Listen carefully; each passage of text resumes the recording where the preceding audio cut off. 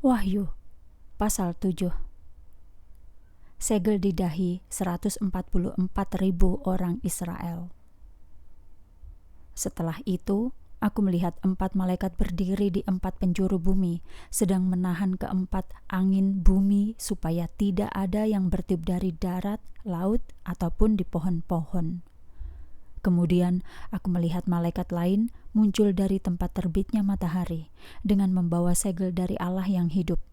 Ia berseru dengan suara keras kepada keempat malaikat yang telah diberi kuasa untuk merusak bumi dan laut tadi.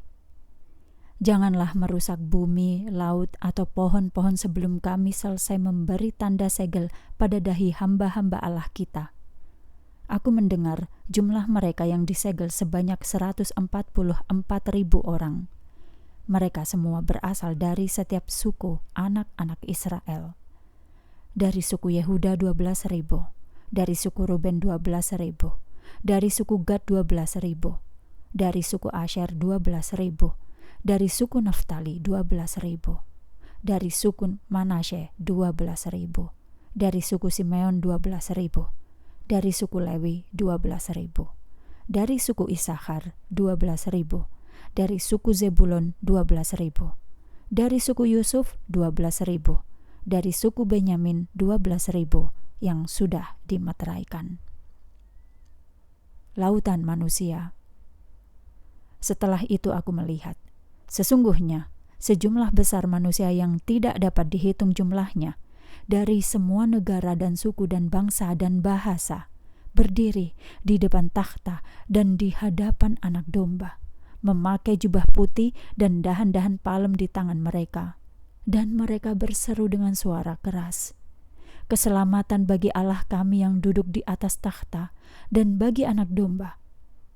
Dan semua malaikat yang sedang berdiri di sekeliling takhta itu dan di sekeliling tua-tua dan keempat makhluk itu, mereka sujud di hadapan takhta itu dan menyembah Allah dengan berkata, "Amin. Pujian dan kemuliaan dan hikmat dan ucapan syukur dan kehormatan dan kekuasaan dan keperkasaan bagi Allah kita sampai selama-lamanya. Amin." Kemudian satu dari tua-tua itu berbicara dan bertanya kepadaku, "Siapakah mereka yang memakai jubah putih ini dan dari mana mereka datang?"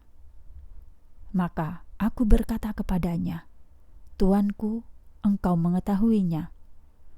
Lalu ia berkata kepadaku, "Mereka adalah orang-orang yang telah keluar dari penganiayaan besar dan telah mencuci jubah mereka dan memutihkannya di dalam darah Anak Domba.